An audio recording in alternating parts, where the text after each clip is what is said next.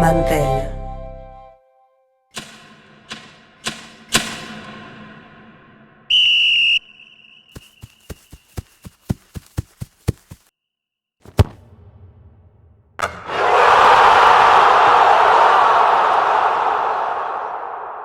Mantel presenta Cada 4, una historia de los mundiales. Mi nombre es Lola del Carril y en este podcast vamos a hacer un recorrido por las copas del mundo.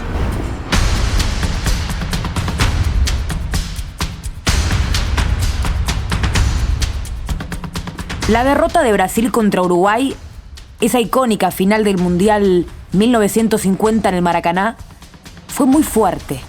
De esa tristeza brasileña se hicieron muchos libros, notas, hasta canciones.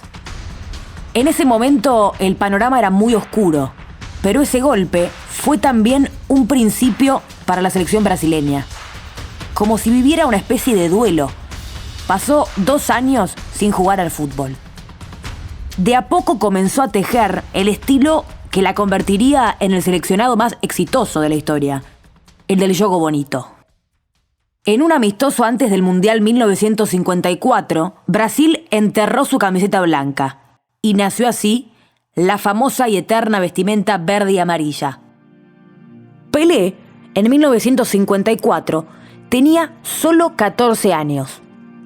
Recién en 1958, el mundo iba a descubrir su fútbol. Pelé nunca olvidó la imagen de su padre llorando desconsolado luego del maracanazo. Cuenta una leyenda que ese día el pequeño Edson Arantes do Nascimento prometió que borraría la afrenta y que llevaría la Copa del Mundo a Brasil.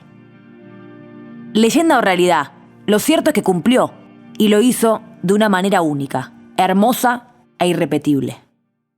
Pero primero, Suiza 1954, el cumpleaños número 50 de la FIFA.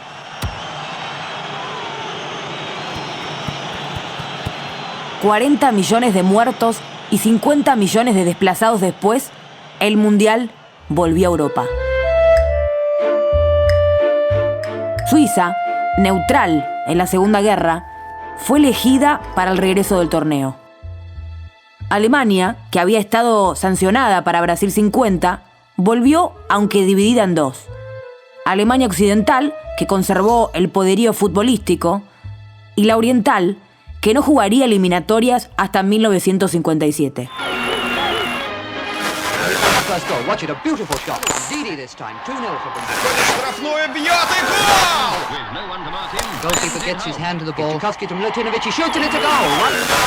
El Mundial se emitió por primera vez en televisión a 8 países europeos.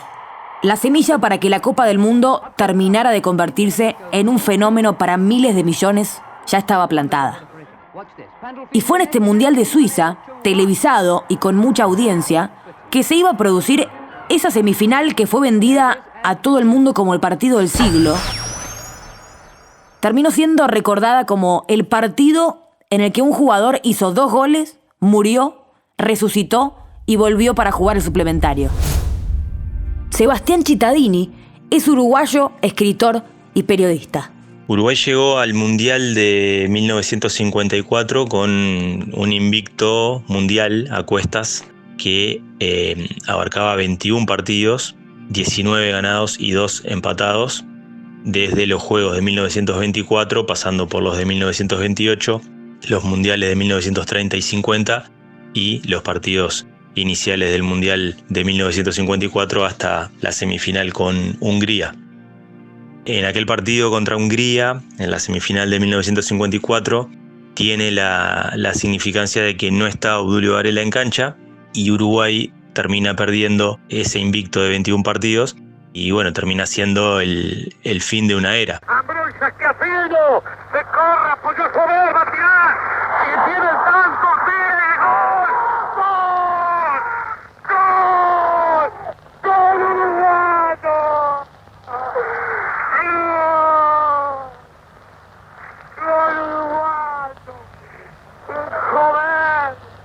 Joven a los 43 minutos.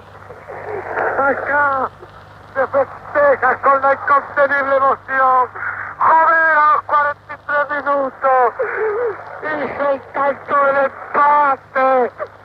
2-2, Hungría y Uruguay. Sin Obdulio, que no era un tema menor, ya que el capitán se había desgarrado en el partido anterior contra Inglaterra, después de hacer un gol incluso, Uruguay plantó cara ante una gran Hungría, tras ir perdiendo 2-0, con 2 goles del cordobés nacionalizado uruguayo Juan Eduardo Hover, que justamente estaba debutando en el Mundial, porque su nacionalización era reciente. Esos 2 goles de Hover fuerzan el tiempo suplementario, en el que Hungría termina ganando 4-2, pero sobre el final de los 90 reglamentarios hay un tiro de Pepe Schiaffino que queda detenido en el barro. El partido se estaba jugando bajo lluvia y la cancha estaba un poco difícil. Juan Eduardo Hover se desvanece y tiene que ser reanimado en cancha por el kinesiólogo.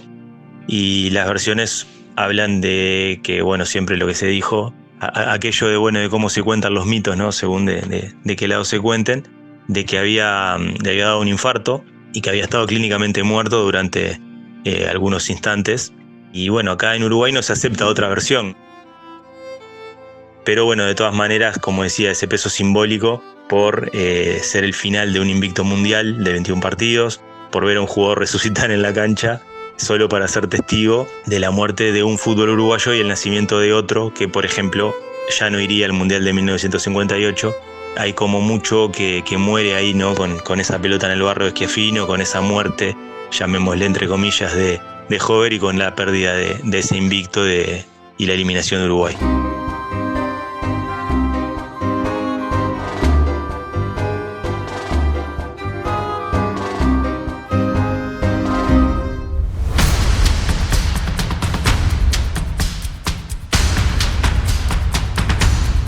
Superado el duro escollo de Uruguay, Hungría llegaba como favorito al partido por el título. Enfrente iba a estar otra vez Alemania Federal. Pero la historia iba a escribirse de una manera muy distinta a la de aquella goleada en la fase de grupos. El mundo del fútbol iba a ver nacer a una nueva potencia, que no era Hungría, la selección de los que jugaban como un ballet, sino que fue la de unos aguerridos muchachos alemanes que sabían hacer lo necesario para ganar, aunque no dieran espectáculo. Se escribió así otro título vendedor. Se produjo el milagro de Berna.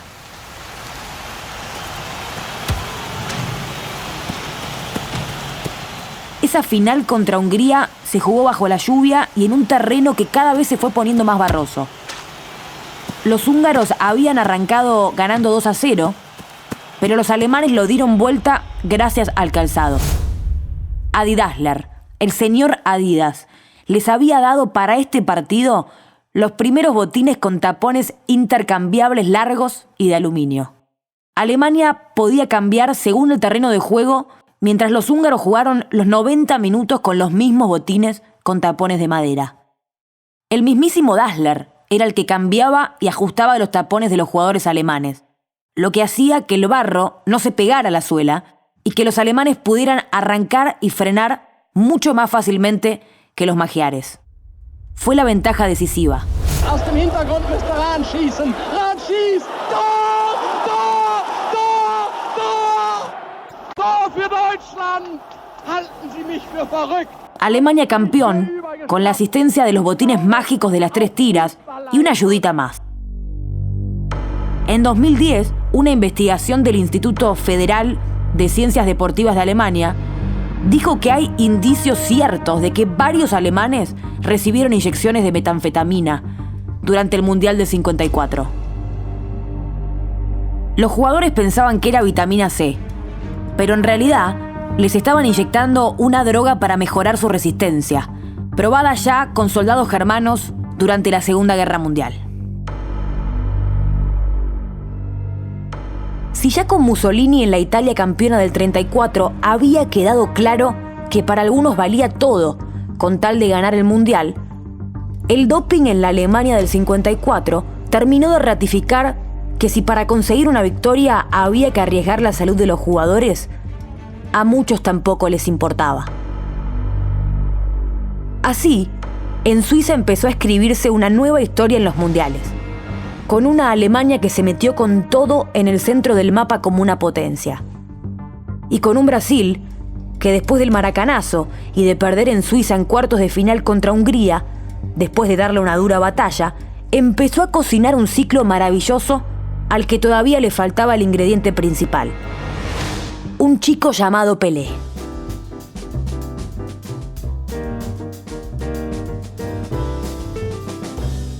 Para 1958, el mundo estaba definitivamente dividido en dos. Estados Unidos y la Unión Soviética se enfrentaban, pero llevaban la Guerra Fría lejos de sus casas, a Vietnam. El Pacto de Varsovia de un lado, el nacimiento de Disneylandia en el otro, y en Latinoamérica los golpes de Estado y las elecciones iban y venían con demasiada facilidad.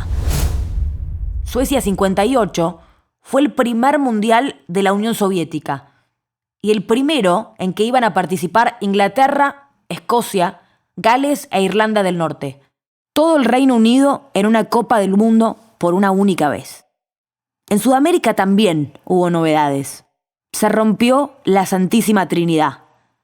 Uruguay quedó afuera y fue Paraguay el país que acompañó a Brasil y Argentina. Argentina, sin títulos mundialistas todavía, se golpeó fuerte contra una realidad que ni se imaginaba. Bueno, esto ya tiene caracteres de desastre.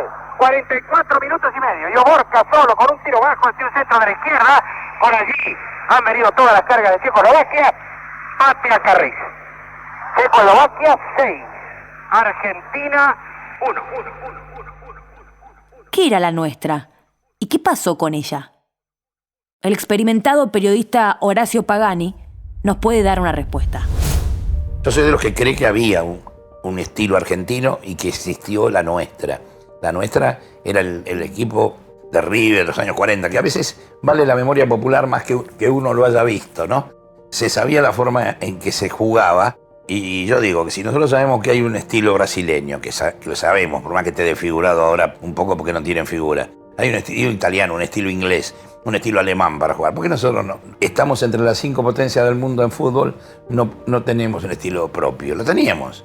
Lo que pasa es que el Mundial ese trajo una terrible confusión luego, porque Argentina fue mal preparado, con mala condición física. El Pipo Rossi decían esto, pata blanca que nos van a ganar a nosotros.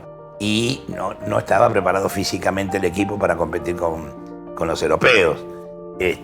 Incluso cuando se lesionó Zárate se lo llamó a la Bruna, que la Bruna estaba por cumplir 40 años. Y bueno, y fue estrepitoso el fracaso, porque comer 6 goles en una selección argentina para el orgullo de los argentinos era una cosa imposible. El periodista Enrique Macaya Márquez es sinónimo del Mundial. Vio todos desde el 58 hasta acá, todos. Es decir, que puede contar de primera mano algunos detalles de esa historia del fútbol argentino, llamada el desastre de Suecia.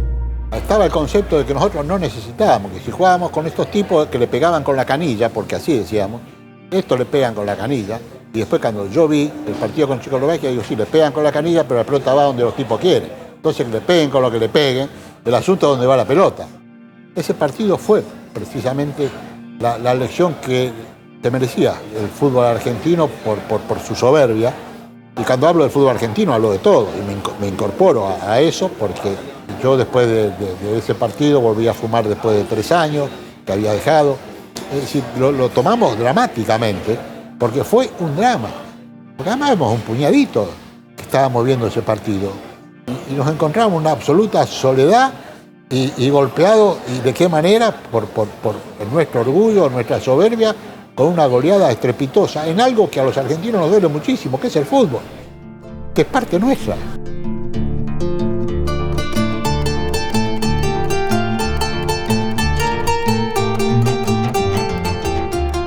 Desde tierras guaraníes nació una hermosa historia que tenemos que mencionar, escrita por su goleador, Florencio Amarilla. En el partido decisivo para clasificar a Suecia 58, Paraguay goleó por 5-0 a Uruguay y lo dejó afuera de la Copa del Mundo. Ese día, Florencio Amarilla hizo 3 goles y comenzó a cambiar su propio destino. Amarilla fue sin duda figura en el Mundial y le convirtió 2 goles a la poderosa Francia. Su actuación lo llevó a emigrar a España, donde un día un productor de cine descubrió su otra faceta. Fue extra en varios westerns en paralelo con su carrera de futbolista. Y tuvo también su participación en Patton, la película que ganó el Oscar en 1970. Pelé, como Amarilla, también cambió el destino. El suyo propio, el de su selección y también el de Brasil como nación. Ahora sí, llegamos finalmente a los tiempos del rey, Pelé.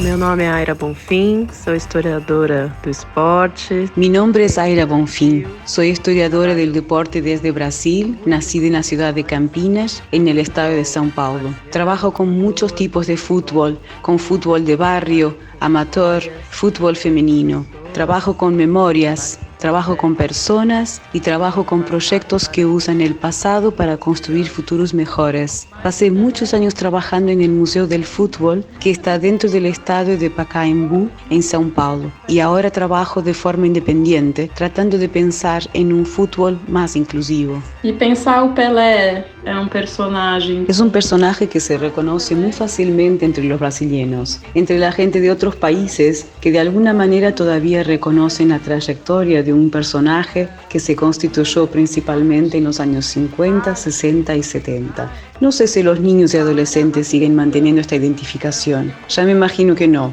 No conocen a Pelé, conocen a Neymar. Él también aprovecha un momento de gran visibilidad para este fútbol y de una visibilidad que pasará de los medios narrativos como la radio y los diarios a la televisión. Entonces es un personaje que obtiene una imagen que va a ser no solo transmitida dentro de Brasil, sino que también cruzará todas las fronteras de nuestro país y llevará el swing, la técnica, el regate y los goles en forma de imagen a través de una televisión para diversos países. Claro que hubo resistencia a la incorporación de Pelé al equipo que iba a ir al Mundial del 58. Era titular y goleador en el Club Santos, en la zona de Sao Paulo, desde hacía 2 años. Tenía un promedio de más de un gol por partido.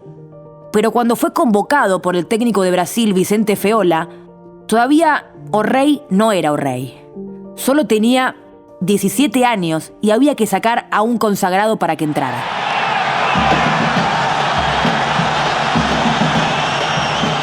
Pelé no estuvo en los 2 primeros partidos de Brasil del Mundial por una lesión en la rodilla.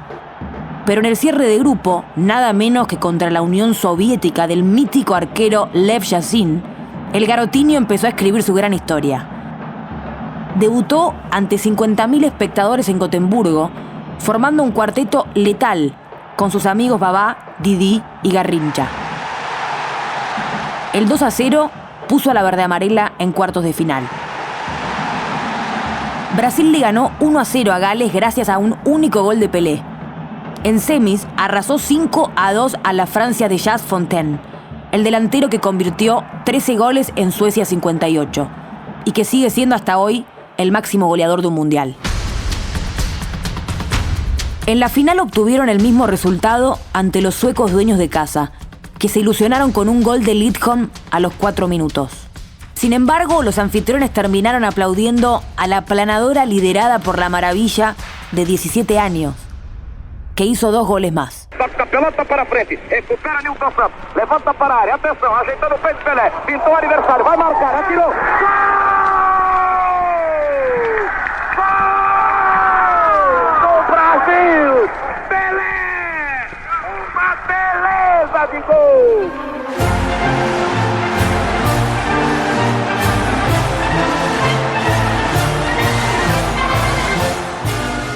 8 años después de la tragedia futbolística del 50, ya sin la camiseta blanca, Pelé cumplió su promesa de vengar el maracanazo. Brasil se consagró campeón del mundo.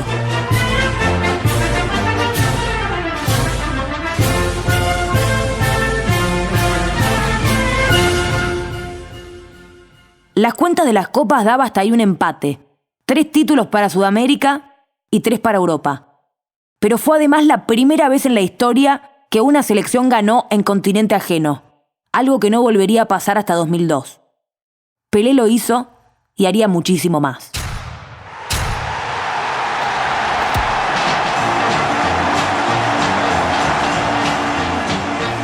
El Mundial del 62 es una fiesta universal del deporte del balón, como consigna general.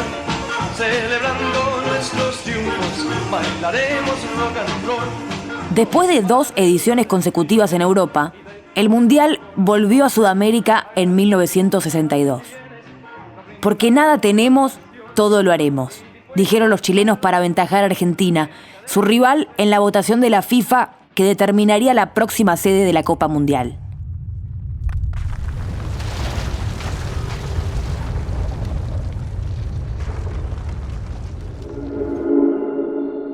Mi nombre es Enrique Corbeto Castro, soy chileno, también soy periodista. Hace poco lancé un libro que se llama 1962, Los secretos del Mundial Imposible. Cuando ya se estaban resolviendo las sedes para el Mundial del 62, se estaban afinando los detalles preliminares respecto a los estadios, ocurre el terremoto más grande que conoce la historia moderna, que ocurrió en Chile el 20-21 de mayo de 1960, prácticamente a 2 años de que empieza el Mundial. Fallecieron, las fuentes oficiales dicen cerca de 3.000 personas, otros dicen 5.000 personas, pero lo cierto y lo concreto es que ese terremoto prácticamente dejó azotadas 5 o 6 regiones de Chile. La FIFA llega y dice, a ver señores, aquí ocurrió un terremoto y nosotros necesitamos que el gobierno de Chile firme un aval de que efectivamente dé una señal de garantía de que el Mundial se va a ejecutar. Entonces se produce una reunión con el presidente en ese momento, Jorge Alessandro Rodríguez, que era de centro derecha en ese momento y que la verdad es que no comulgaba mucho con el fútbol, no era para nada futbolista. Lo que pasa aquí es que el presidente resuelve enviar esta carta a la FIFA reafirmando la voluntad de Chile de poder persistir en organizar un mundial, previo reunión que tuvo con los dirigentes de la Asociación Central de Fútbol, que le dijeron que el mundial no le iba a costar un peso al gobierno. Entonces la pregunta era ¿cómo? Y la respuesta era que cada sede se iba a autogestionar, entonces los recursos para poder dejar los estadios a un estándar presentable. En su momento, en la década de los 60, no existía el estándar FIFA, ¿no? Sino que existía un estándar más bien presentable. El estadio, por ejemplo, de Rancagua, donde jugó de local la selección de Argentina, Bulgaria, e Inglaterra y Argentina, era mitad cemento, mitad hormigón y mitad de madera, para que un poco se hagan una idea de lo rudimentario y de lo a pulso que se hizo este mundial, donde hubo que llevar semillas de la zona central del país, hubo que racionalizar el agua, o sea, hubo cortes de agua especialmente para regar el césped, para que creciera césped en un desierto. En Arica no había fútbol profesional, ¿ya? Entonces, básicamente, los soldados del ejército de Chile terminaron de pintar entonces el estadio Carlos Dimas. Entonces es un tema de loco. A nadie le cae en la cabeza cómo se le ocurre después de una hecatombe seguir con un mundial. Los dirigentes persistieron porque tenían en mente y querían entrar en la historia, entonces, en la historia del fútbol y organizando un mundial. Y lo hicieron.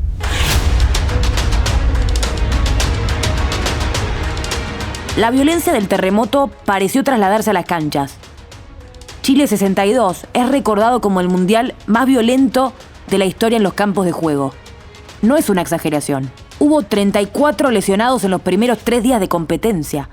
El número sube a 50 para cuartos de final y un total de 5 fracturados a lo largo del torneo. Yugoslavia versus la Unión Soviética fue el debut de ambos. Una nariz partida por un lado, una ceja rota que termina con 12 puntos de sutura por el otro. Pero ni siquiera eso sería el punto más alto de la violencia. Eduardo Dubinsky se fue de la cancha con fractura de tibia y peroné con consecuencias trágicas. Nunca se recuperó de la lesión, que además desembocó en un sarcoma con posterior amputación de su pierna derecha. Murió años más tarde producto de una infección provocada por el golpe. ¿Y qué se puede esperar de un partido al que llamaron la batalla de Santiago. Leonel Sánchez, por izquierda derriba a Leonel Sánchez. Hay un jugador caído, nuevo puntapié, lo está amonestando, apuntado a Fernández, le aplicó un golpe, aplicó David un puntapié a Leonel Sánchez, su pierna y golpea a Leonel Sánchez en la cabeza. Echó al jugador itálico, expulsó al 18. ¡Oh, qué mal! Un puntapié de Salvador y ahora que increpan a los jugadores italianos puede hacer que esto no pase a mayores. Nuestro se ha visto arrastrado a esto por la violencia del conjunto itálico. Eso estuvo condimentado porque periodistas italianos, previos a este partido del Mundial, despacharon crónicas a Italia, escribiendo columnas de opinión de que Chile era un país extremadamente pobre, había mucho alcoholismo, prostitución, analfabetismo, y eso generó un revuelo en las sensibilidades chilenas, ya en los medios de comunicación, que exagerara un poco el sentido de esto, y finalmente se produjo una suerte de sed de venganza con los italianos. Hubo golpes de puño, patadas, foul que cobraba el árbitro, y donde Chile tuvo que haber tenido al menos 1 o 2 expulsados, ¿ya? E Italia terminó con 2 expulsados y Chile no.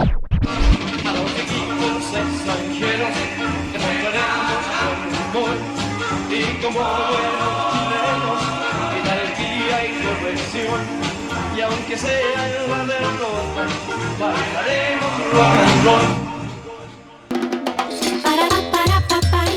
Pelé arrancó bien, con un golazo en el 2-0 a México, pero se desgarró a los 25 minutos del segundo partido contra Checoslovaquia. No pudo volver nunca, pero el equipo no se resintió. Garrincha tomó la posta para defender el título. Marcó 4 goles. El ángel de las piernas torcidas fue indescifrable para cualquier defensor. Todos quedaron en ridículo cuando lo fueron a marcar. Pelé, el brujo haciendo jugada, pero le han interceptado y entró con la fuerza de una locomotora. No hay quien lo pare y el disparo fabuloso de este señor Pelé.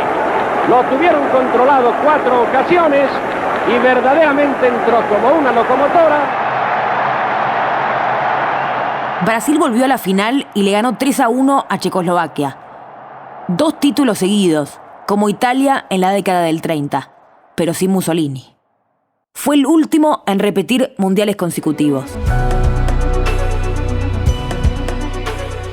Para los años 60, la siempre tumultuosa relación entre FIFA y los ingleses, inventores del fútbol, estaba en su mejor momento. Tanto que la casa mayor del fútbol estaba presidida por un inglés, Stanley Rose. Inglaterra 66 fue el mundial de la primera mascota oficial, Willy el León. There's a football fella, you all know his name, and the papers tell us he's in the Hall of Fame. Wherever he goes, he'll be all the rage, 'cause he's the new sensation of the age.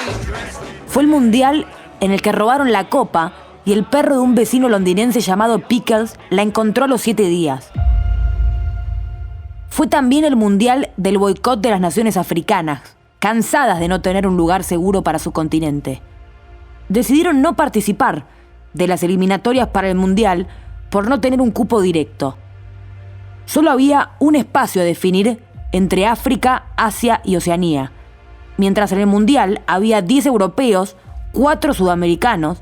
En aquel mundial fueron Argentina, Brasil, Uruguay y Chile, y uno solo de CONCACAF, la Confederación de Norte, Centroamérica y el Caribe. Fue el mundial de la sorpresa de Corea del Norte, con un equipo completamente amateur, que dejó afuera a Italia. Y fue otra vez un mundial violento. Brasil lo sufrió como nadie.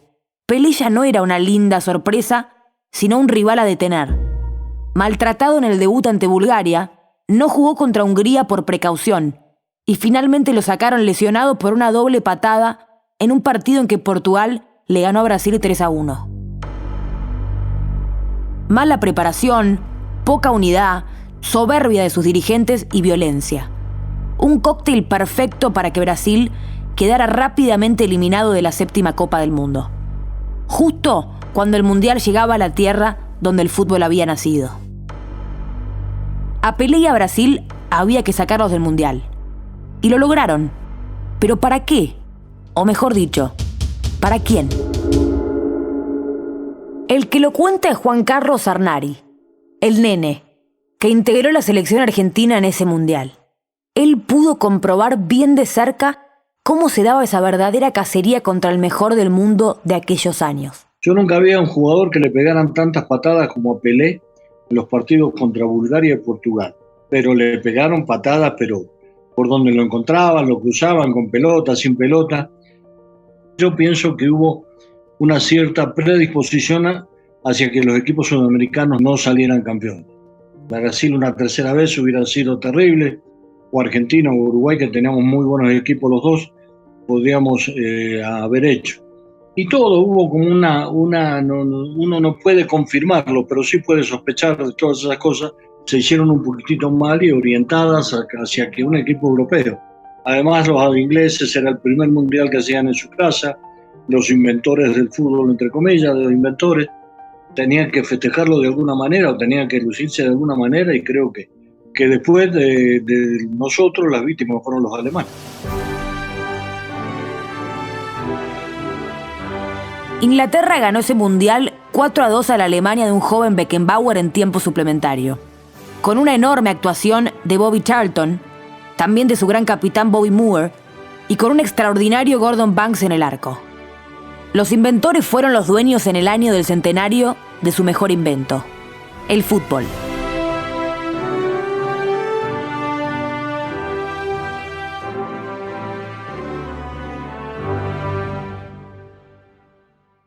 Pero Pelé y Brasil no habían dicho la última palabra todavía. Tenían aún mucho por contar, a pesar de que O'Reilly se había retirado de la selección, cansado de salir siempre lastimado. La FIFA se había decidido por la propuesta mexicana y por cuarta vez dejaba de lado la candidatura de Argentina. México, con la experiencia de los Juegos Olímpicos de 1968, iba a albergar otra vez la Copa del Mundo en este lado del Atlántico. No tuvo problemas la FIFA en que se organizara un mundial en el mismo país donde menos de 2 años antes se produjo la masacre de Tlatelolco, donde más de 300 estudiantes fueron asesinados por el Estado. Como siempre, la prioridad de los dueños de la pelota iba por un lado muy diferente al de respeto por los derechos humanos.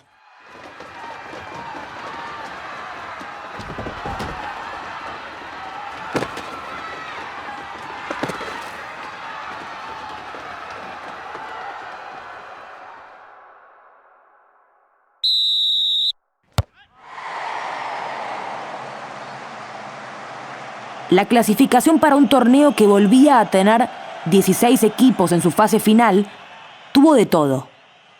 El boicot de ese año dio sus frutos y África consiguió una plaza directa para las eliminatorias, que quedó para Marruecos. Israel obtuvo su primera y única clasificación en la historia de los mundiales y Perú, con un gran equipo, volvió a romper la Santísima Trinidad Sudamericana al dejar afuera a Argentina. Uruguay llegó a la Copa del 70 de la mano de Juan Hochberg. El delantero que hizo 2 goles se desplomó y resucitó para jugar el suplementario de la semifinal contra Hungría en 1954. Fue el director técnico de la Celeste. Pero hubo un hecho que superó cualquier especulación, cualquier sorpresa. La disputa de una plaza para el Mundial de México 70 entre Honduras y El Salvador fue también el preludio de la guerra del fútbol. Mauricio Pipo Rodríguez tiene motivos de sobra para ser recordado como un emblema del fútbol salvadoreño. Él no solo fue parte del plantel que se clasificó a la Copa del Mundo por primera vez en la historia de su país, sino que hizo el gol decisivo a Honduras para que eso pasara.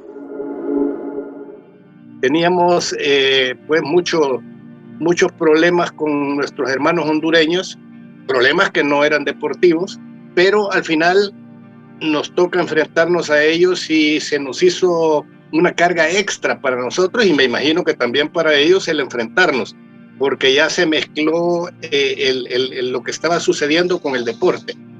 En otras partes creyeron que por un partido de fútbol nos agarramos a balazos y nos matamos con los hondureños, y no es cierto. Era una situación sociopolítico-económica que se venía arrastrando y que se dio en paralelo con nuestro enfrentamiento con Honduras. De hecho, yo mismo tengo varias personas que jugaron en ese equipo de Honduras y que son amigos míos. Nunca pues hubo una enemistad, ni mucho menos. Así es que sí, el hecho de que estuviera sucediendo eso en el momento que jugamos era un peso más en nuestra responsabilidad. Ya no éramos solamente los jugadores de fútbol, sino que éramos unos soldados de la patria para todo el mundo, no para nosotros. Nosotros andábamos con un fin bien claro, que era perseguir el campeonato del mundo. Y ellos también, que dicho sea de paso, fue una de las mejores selecciones que ellos han tenido y que se prepararon mucho mejor que nosotros, pero tuvieron la mala suerte pues que no lograron ganar. México 70 va a recibir de todo el mundo al campeón de los deportes. Los colores fueron protagonistas en México 70. La implementación de las tarjetas roja y amarilla aplacaron la violencia que venía de los 2 mundiales anteriores. Y la televisación fue por primera vez a todo color para gran parte del mundo. Las 5 selecciones campeonas del mundo hasta ese entonces estuvieron en México, y eso se notó. De hecho, 4 llegaron a las semifinales y 2 bicampeonas se midieron en el partido decisivo. Pero hubo un equipo que sobresalió por sobre el resto. La resurrección de Brasil, de la mano de Pelé, fue absoluta.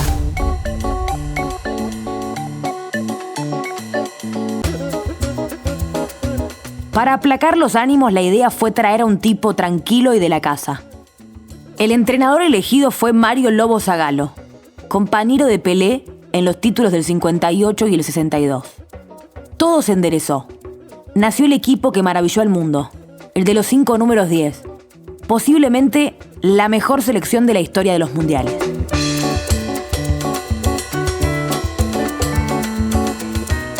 El Brasil del 70 fue fabuloso. Lo que jugó ese Brasil, llame Riveliño, Rivaldo, Jairzinho, delante los que jugaban, la defensa, Carlos Alberto por la derecha, eran jugadores de una categoría y de un nivel impresionante. Y tenían respeto por la pelota, ahí no existía la tenencia, no existía nada, ellos tocaban, iban adelante. La técnica que tenían los hacía que fueran a atacar y atacaban de cualquier manera. Ya lo habían hecho en el 62, y ni hablar cuando estuvo Garrincha en el 58, Garrincha en la punta derecha, y el 62 en Chile, que era Garrincha. Si Garrincha hubiera estado en ese mundial, era un equipo fabuloso que jugaba al fútbol que te gusta a vos, a mí, a cualquier persona que va a un estadio de fútbol, le gusta ver ese Brasil de toque, pero toque hacia adelante, ¿sí? Toque efectivo, se buscaban siempre, pero con un fin de largo. Hoy está de moda la tenencia, sí, la tenencia en esa época nosotros le decíamos fulbito, porque vos tocabas, pero para llegar al arco te costaba un montón, y ahora casi hacen lo mismo, pero ahora, bueno, las estadísticas, la tenencia y todas las cosas que le están metiendo al fútbol las hacen distinto. Pero ese Brasil era espectacular, por la calidad de jugadores que tenía, por el juego de conjunto que tenía, por el sistema compacto de funcionamiento que tenía, que era el famoso 4-2-4, que se movían todos al unísono, donde era difícil encontrarle un espacio vacío a Brasil. Y era lindo verlo jugar fuera de la cancha y dentro de la cancha al lado de ellos, porque gozaba. Siempre lo veías y siempre hacían cosas nuevas, distintas. Puntaje perfecto en la primera fase, con victorias 4-1 a Checoslovaquia, 1-0 al campeón vigente Inglaterra y 3-2 a Rumania. Después se deshizo de 2 sudamericanos, 4-2 al mejor Perú de todos los tiempos en cuartos y 3-1 en el clásico ante Uruguay en semis. La final fue una fiesta máxima. 4-1 a Italia y nombres que quedaron en la historia: Clodoaldo, el capitán Carlos Alberto, Jairzinho, Gerson, Rivellino, Tostao y Pelé. Que si hacía falta algo más para ser rey, era convertirse en el primer y hasta ahora único jugador en ganar 3 veces la Copa del Mundo. El desastre de Suecia 58, el nuevo fracaso en Chile 62, los campeones morales en Inglaterra 66 y el broche de piedra, eliminado para México 70. la crisis era profunda en Argentina. La nuestra hacía agua. Entre el maracanazo y la mejor selección de la historia de los mundiales, pasaron 20 años. Brasil cayó, se levantó y tomó al mundo por asalto con un estilo que supo construir, contemporáneo incluso a otros grandes equipos a los que siempre dejó a un costado. Apareció Pelé, apareció el juego bonito, apareció la escuela brasileña. Así lo resume la historiadora del fútbol, brasileña como esta escuela, Aira Bonfim. E para pensar o Pelé, não existe como não associar. Para pensar a Pelé, no se puede no asociar a este crack brasileño con el Mundial de México de 1970. Así pues, fue una ocasión en la que Brasil ganó el mayor evento futbolístico del mundo. Pero es un periodo de gran fuerza, gran visibilidad del fútbol nacional, incluso fuera de la representación de Brasil como país. Por ejemplo, con la trayectoria de un club como el Santos, del que Pelé formaba parte. Y ese fútbol, obviamente, se contagió, no solo en el plantel que participó en el episodio de México, sino que se pensó en él como una escuela de formación, con ejemplos que van a ser reproducidos en las décadas siguientes y principalmente en los años 80. La televisión, cada vez más popular y más metida en el fútbol, aparece en el momento indicado en esta historia que se cuenta cada 4 años. Llega junto con Pelé, el primer ídolo del fútbol que se vuelve global gracias a la televisión. ¿Quién llegó a quién entonces? Mejor pensemos en qué nos dice esto del fútbol y de cómo el deporte más popular del mundo, con los mundiales a la cabeza, se iba a convertir en un fenómeno comercial a partir de Alemania 74. Y de nuestro próximo capítulo.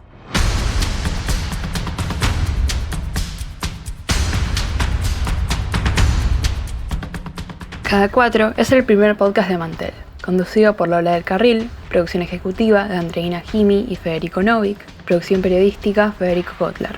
El guión lo escribió Gustavo Carucha Textier. El diseño sonoro, Federico Schuchman, Ariel Schuchman y Gonzalo Messi de Estudio Red. La dirección visual la hizo Manuel Sebastián Smith.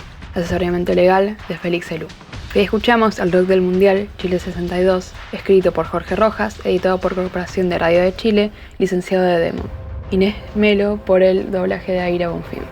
Mantel agradece a quienes dieron testimonio, a quienes facilitaron testimonios: Leonardo Zaslaski, Diego Brunetti, Jorge Chernov, Paula de la Cruz, Andrea Moya, Gustavo Turner y Nicolás Yarrura.